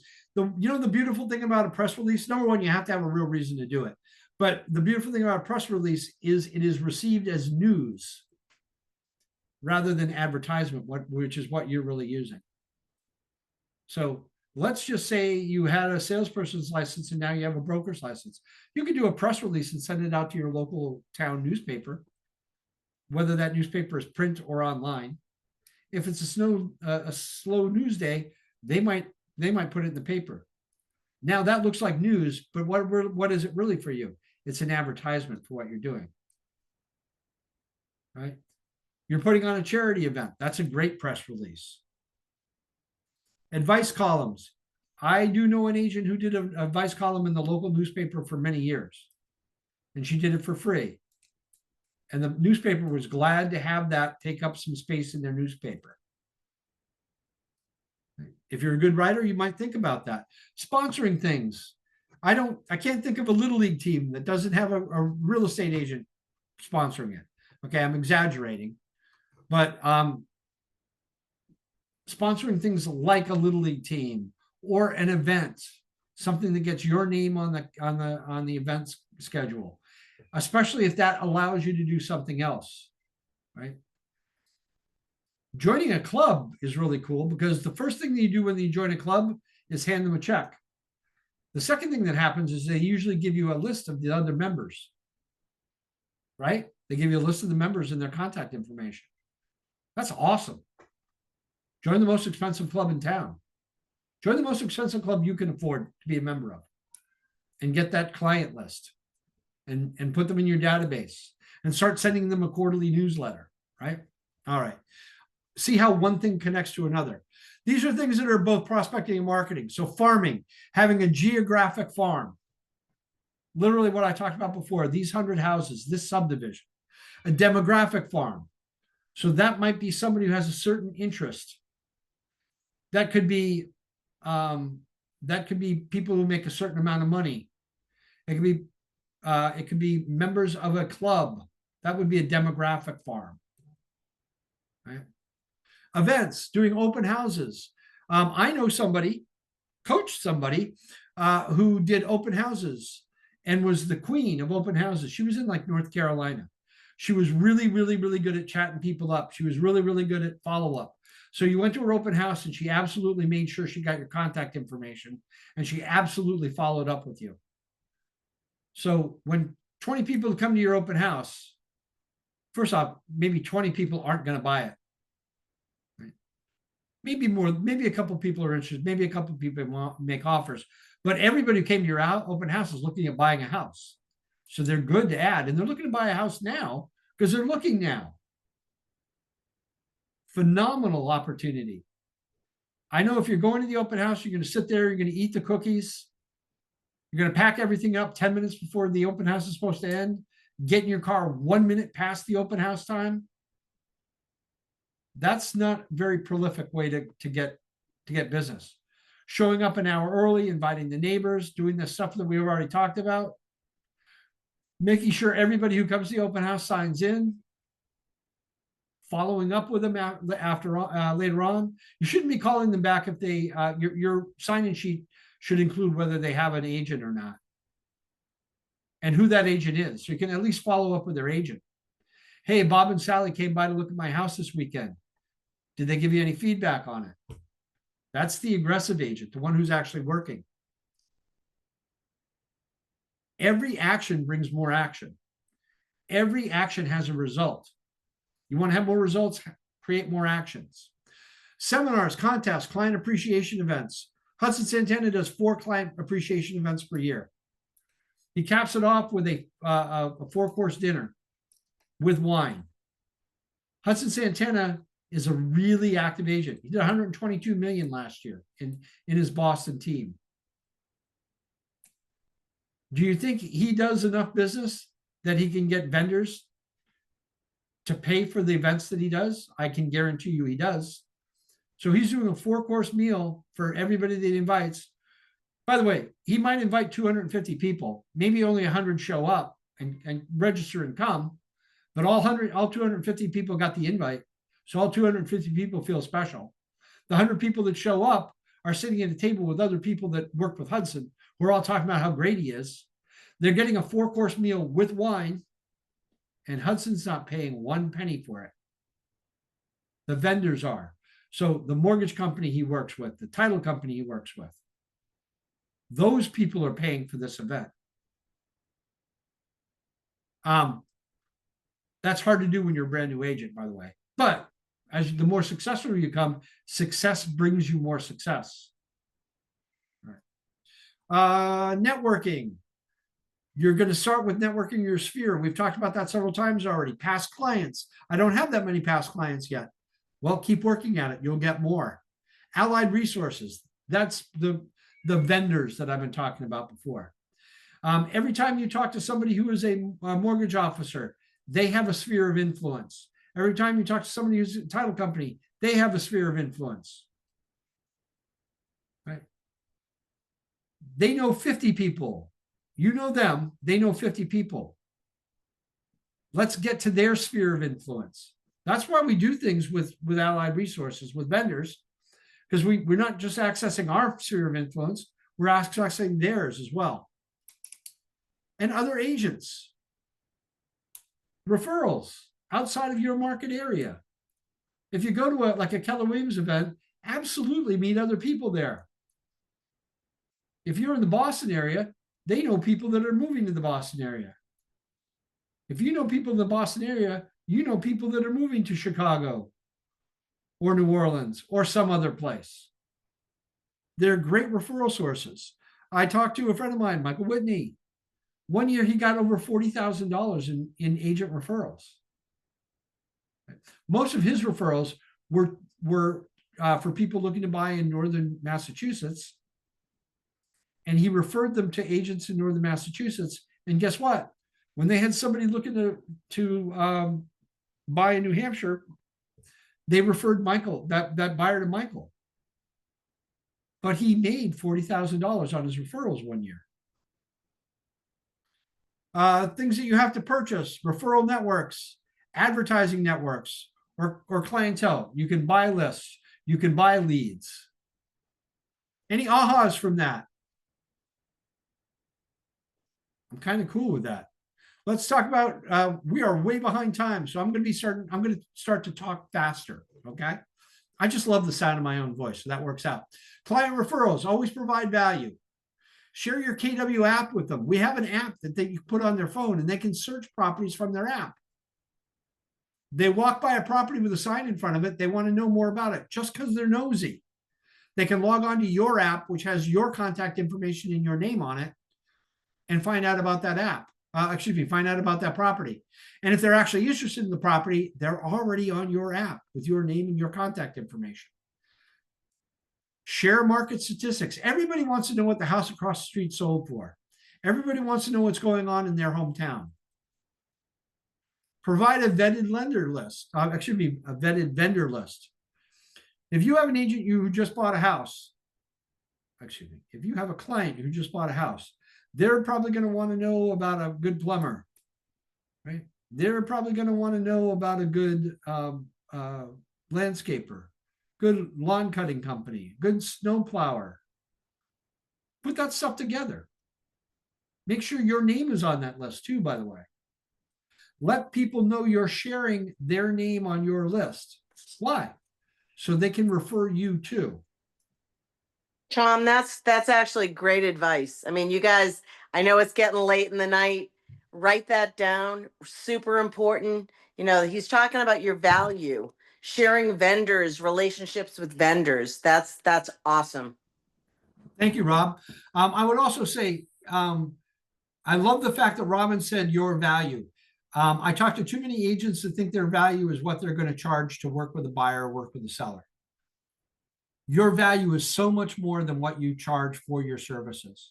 And it's things like this, providing a vetted vendor list. And vetted means these are reputable people. These are people who are going to hire, and they're going to say, I'm going to be there on Tuesday, and they're going to show up on Tuesday. You do so much for your clients. I want you to stop and think about all the things you do. And when you meet with a buyer, share with them what you do for them.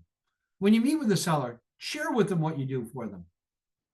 You're going to save them money because you're going to give them the name of somebody they should use, who's not going to waste their time or money. You're worth so much more than what you're charging. You're a great negotiator. You're going to knock $10,000 off the price of that home. Your fee is $8,000. You just made more. You just made them money. You saved the money and you made the money. You paid your own fee. I really want you to think about the value you bring to the transaction. Ask for referrals. Ask. See how ask is on all caps? We got to ask more. Especially when we're at the beginning of our real estate career, we often say, well, I don't want to be viewed as being too pushy. I don't want to sound too salesy. You don't want to sound too salesy? You're a salesman. You should sound salesy. They're expecting for you to sound salesy. Don't worry about all that stuff. That's dreaming while you're awake, by the way. My reference to Don Miguel Ruiz. You're dreaming that they're thinking something. They're probably not. Most people who walk around going, I wonder what other people are thinking about me, would be shocked to find out that other people aren't thinking about them. They're thinking about themselves. Right? So don't talk yourself out of business. Do ask for referrals. Reward people for referrals. In the state of New Hampshire, and other states are similar, you cannot give somebody a reward that's worth more than $100. That's what the state law says. It has to be a moderate value, right? And moderate value is $100 or less. So you can send somebody a $25 gift card to Starbucks for sending you a referral. However you choose to do it. I'm going to send somebody a referral because I closed the deal. Because I closed the deal, I got money, and now I can afford to do something nice for that person. $100 gift certificate to a restaurant. $100 doesn't pay for a meal anymore, by the way. But you can do those kind of things. Reward people for sending you a referral. Whatever it is, take them out for coffee. Take them out to lunch. Pay them back for their referral. So it shouldn't always necessarily be tied to they gave me a referral and that referral closed. You want to teach them to give you referrals, right? Make it worth their while. Thank you with a handwritten note. I just had this conversation. I had two problems with two other brokerages, and I had discussions with their brokers. And their brokers agreed with me. That doesn't always happen, by the way, but they agreed with me. I sent both of those brokers a handwritten note. Thank you for being so professional. I really appreciate you helping us get to a resolution. Do you think anybody else has ever thanked them? Probably never. I once sent a thank you note to the #1 agent in Stratford County in New Hampshire. And she told me it was the first time anybody had ever sent her a thank you note. I thanked her for the great transaction we had. Think about that. The #1 agent in this county has never gotten a thank you note. I'm the only person that sent it. Do you think you'll stick out if you do that? Let's not forget what agent-to-agent referrals are. You can refer somebody who's outside of your market area, right? If your market area, if you, the #1 agent in Maine is Troy Williams. Troy Williams works for Keller Williams. Troy lives in York. He doesn't list anything outside of the town of York.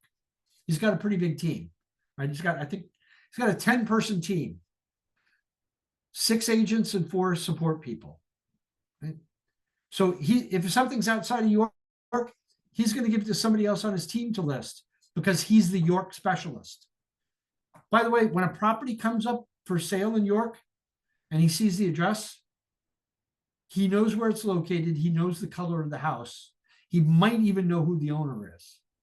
That's how dedicated he is to that town. And he probably makes I know he makes between $2 and $3 million a year, focusing on one town. So you could refer things to agents outside of your town if it's outside of your market area. That could be the other side of the country. That could be 2 towns away from where you live. Oops. Client referrals always provide value. Oh, I already did that one. Sorry. Agent-to-agent referrals. We really want to think about that. Constantly be trying to get referrals from agents. You know what? Agents are a dime a dozen, right? If you go on vacation, I guarantee you somebody else in the room at the restaurant at the hotel, someone else in that room is a real estate agent. Happens to me all the time. Exchange information. Give them your card. We all walk around with a computer in our hands. We call it a cell phone. Give them your information. Have them share their information with you. Constantly looking to grow it. Maintain it. Reach out to them from time to time. If you're sitting around your office, you should never be idle. You should constantly be making phone calls. And it's okay if it's that person you met when you were in Aruba last year. It's okay if you have no referral for them. You can certainly be sending them an email. Let's stay in touch with those people. Let's remind them of who you are. That's managing this whole process. We want to grow it, keep adding to it. We want to maintain it. We want to manage it. We want to know how we're keeping in touch with people. We have a referral network that you can find within Keller Williams. We can do worldwide referrals now. Keller Williams is located in multiple countries around the world. I just talked to somebody in my office who just did a referral to Greece. He's originally from Greece. He still has family in Greece. He has one of those names. It's got like 6. It has like, it's like 6 sections long, and like all of them are all of them are consonants, right? He's going to get a referral for a very expensive property in Greece. Business to business referrals. This is tremendous.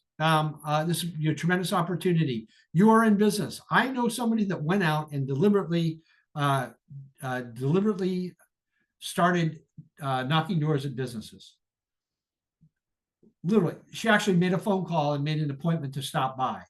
And she supplied people with like 10 of her business cards. She got their information. Like, hey, you're a dry cleaner. I bring people into town all the time. They're often looking for dry cleaners. I will absolutely give them your information if you will give them mine. Sometimes like dry cleaners and places like that, they were giving her coupons for money off. They're very, very lucrative, right? Very, very lucrative. Any ahas from what we just covered? Hearing none, I'm going to move on. Let's talk about more sources. Geographic farming. I could talk for an hour about geographic farming. I'm not going to bore you with that. There are lots of ways to make yourself more robust inside a geographic farm. So once I take a geographic farm, by the way, make sure it's big enough that you can actually get a return on your investment. I want to provide something to them, like, for example, the quarterly newsletter. Maybe I want to make a Facebook group for that subdivision or that geographic farm. Maybe I want to create a website for it. If I create myself a Facebook group for it, I'm going to make myself the administrator. So people that want to post stuff about what's going on in that neighborhood, I'm going to see everything comes on the administrator. By the way, when somebody in the neighborhood does a garage sale, what do people do before they sell their houses? They do garage sales. So if somebody posted a garage sale on that, I'd call them up and ask them what's going on. Right? I'd start that conversation with. So there's lots of different ways to enhance the validity of a geographic farm. Let me tell you this story. It's the Chris Carr story. Chris Carr lived in a town with 500 residences, 500 families, small rural town. He decided he wanted to be the #1 agent in that town. So he decided to do it by sending everybody a quarterly newsletter, snail mail quarterly newsletter, 1 page, tri-folded and put in an envelope. That's how he started. In year 1, he ended up with 3 listings because of that. We figured out, and in year 2, 7 listings. At that point in time, we figured out that 500 just wasn't going to give him the return he was looking for. Today, he sends out 5,000 per month. He has a 15,000 person client list. So he's going to send it to your town in January, my town in February, Robin's town in March, and in April, he's going to send the second quarter newsletter to you. And the information on that, and now he uses the mail service where they just drop off one of his flyers for a really modest amount of money, less than what postage would be. And he knew he was winning when people started approaching him at the grocery store and saying, hey, I get your letter all the time. We're thinking about selling in the spring. He gets come list me calls. In 2018, when I followed up with him, he had done 36 closings the previous year. 33 were his listings. 3 of his closings were unrepresented buyers who were buying one of his listings. He doesn't work with buyers. Average commission rate was just over $10,000. He was making, he made $360,000 on his listing campaign. Now, he was doing it for 8 years. He was 8 years in. He's spending $30,000 a year on his marketing. He's bringing back $360,000. That's a good ROI. 12 times what you're spending, that's a good ROI, right? It's taken him 8 years to get there. By the way, if somebody calls and they're an interested buyer and he shows them the property and they're not interested, he refers that to someone else. He's making $360,000 a year from his listings. That doesn't include the referral income that he's getting, which I'm sure is probably another $20,000, $30,000 a year. By the way, he's really introverted. He has told me, Tom, I will never call you. I'll call you back. So if he does marketing, and the only marketing he does is a snail mail newsletter, and somebody calls him, he'll call them back, but he doesn't do any cold calling. He doesn't do any door knocking. He just lists and sells 33 houses a year and collects the closing, the paychecks at closing, and goes to the bank and deposits them. That's the power of a geographic farm. All right, so lots of different ways. An open house. Remember how I talked about knocking around open houses? If you get an open house in your geographic farm, oh my God, you're 2x, 2x, 4x, 5 times. Right? Social media. Everybody in that area knows you. When you send out on social media, hey, I'm the guy for Westside Manor. Everybody in Westside Manor is going to automatically think of you. Other agents aren't even going to try and list property in Westside Manor because you have it locked up. Conversations. Yeah, you're going to have conversations with these people.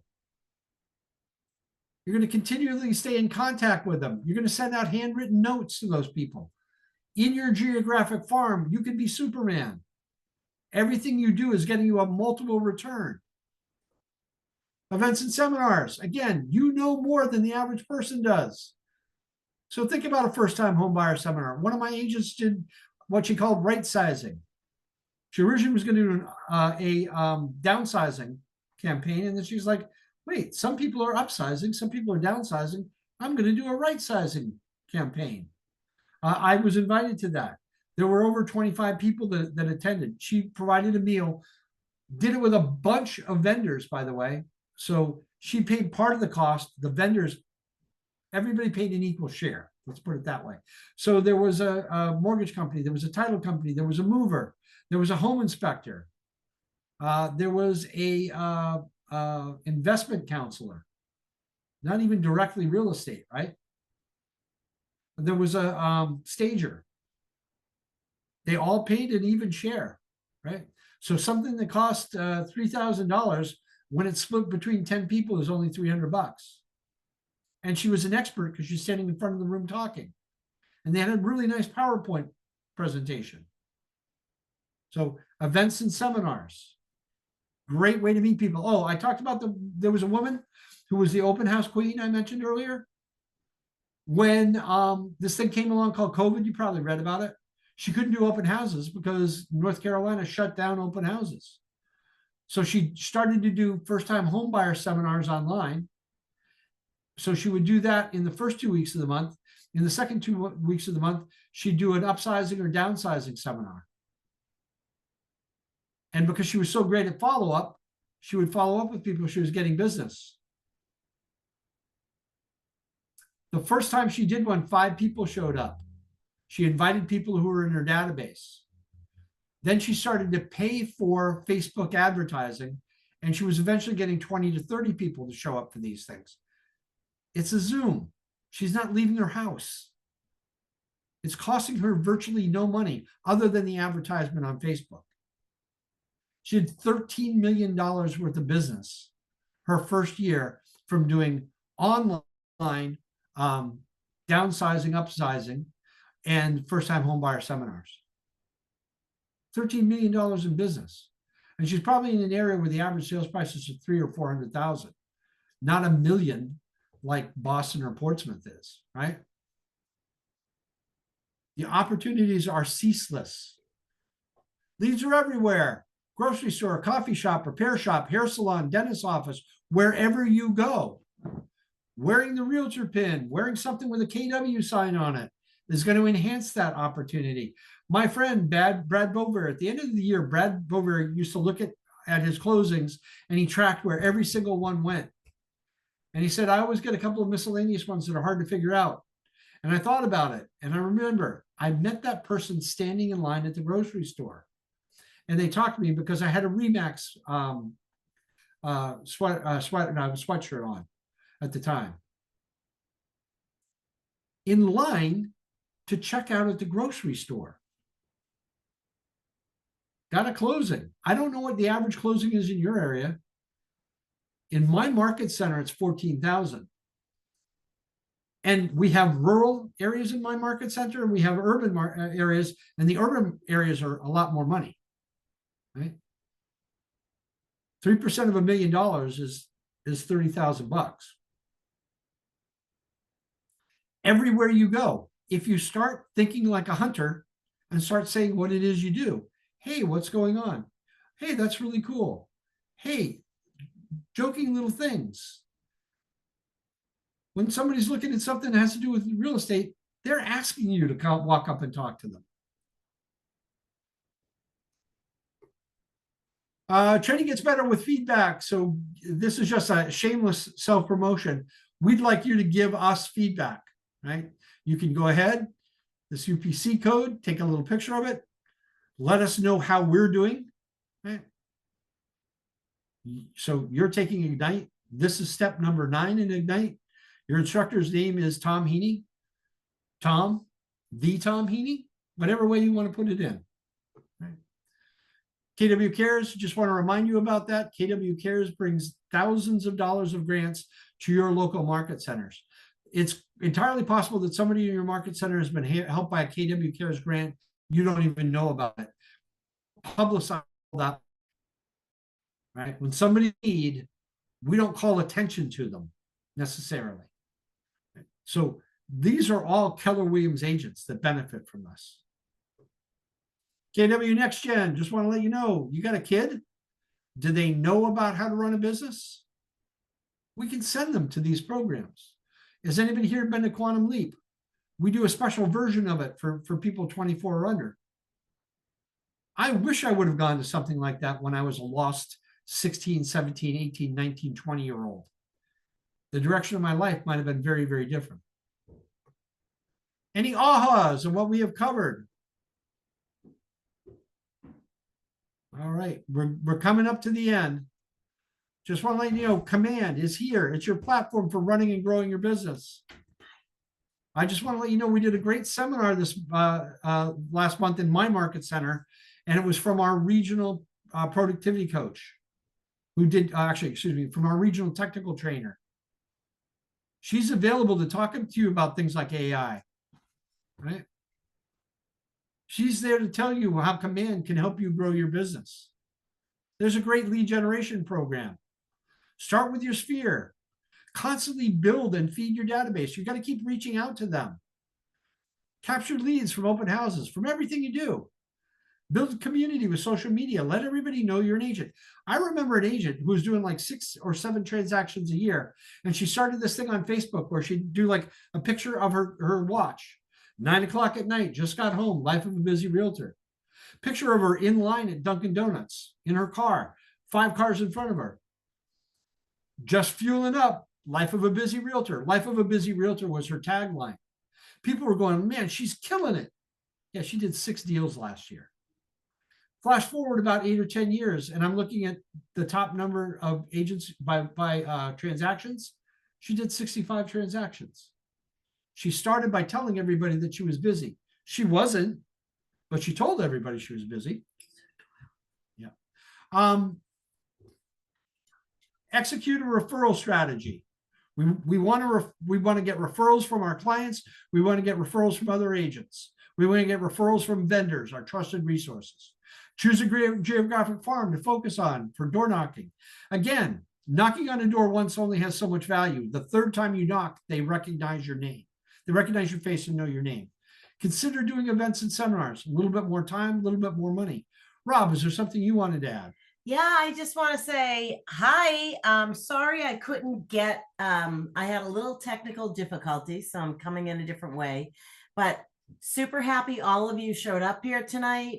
Hope you saw the value. Does anybody have any more questions for us? We'd love to answer. We know it's 7:59, but you know, come off mute and just ask away. Could you please type the name and the class? Yeah, so this is Ignite, and this is class number 9, right? So it's called Capture More Leads. Thank you, Veronica. Thank you, Veronica. Anyone else, Drew? But what name should I put on the list? The instructor name. Could you please type it? Oh, Tom Heaney. Could you please type it? Yeah, we'll type in the chat. Can you go in the chat? Yeah. I can in a minute. Yeah. Yep, we will do that, Veronica. for Thank sure. you. Was this class recorded? Can No, we it go was back not. to it? But, I don't believe it was. okay. But do we have access to the other previous classes that are recorded? Ask, Anything that's recorded, you do. yeah, and you know what? And ask in your market center too. Sometimes they have a previous one as well in your market center. Okay, Each thank market you. Center has access to different things. Yep. Anyone else? Thank you, Thank you, Mona Tom. Lisa. We love the feedback. and we love Absolutely. the questions. So I'm just looking at the slide right now, and I do want you to think about this. Don't speak up, don't answer, just so I can finish up. But how's your thinking changed? Did you hear something today you hadn't heard before? Right? What ideas or mindsets were new? Don't pick out 4 or 5. Pick out 1 and work on 1. And once you've got it mastered, then add another one. How do you feel different? What do you feel differently about? Was there anything meaningful that you heard today? Will you change your behaviors or be different going forward? What actions will you take? Actions is in red, actually orange. We got to take action if we want to get results. What tools, models, or systems will you use? How will they make you accountable? We started at the very beginning talking about an accountability partner. Sometimes we're going to do something because we don't want to show up in front of our accountability partner and say, I didn't do anything.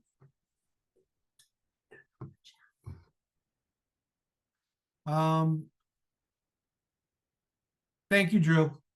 It'll be posted on the New England YouTube, but it will take them a while to edit the video. Thank you so much, Drew. I appreciate that. This is just a quick look at a success system. If you will do these things every day, you cannot help but be successful. Get in 10 conversations about real estate. 10 contacts added to your database. Write 10 handwritten notes. 10-5-1 social media engagement. We've already talked about that in this class. What are some enrichments that you can do to make this system even more worthwhile? To interact with the people that are already in your sphere. All right. Wouldn't be right if we weren't telling you to not call people on the do not call list, right? Telephone Consumer Protection Act, that can be a big fine to you. There's another reason to start with people that are already in your sphere of influence. All right. So we're about 3 minutes past 8. I had a super duper good time today. So I really want to thank all of you for attending. Any last minute questions, concerns, quips, quotes, queries? Veronica, we're going to put that in the chat. Don't you worry. Just 1 second. I had a little technical I difficulty. already talked to them. I already you- finished it. Said, Good. Yeah. Thank you. All right. Thank you. Thanks so much for attending, guys. Have an amazing night. And Thank good luck in you. that career. I hope you heard something today that you can put into action.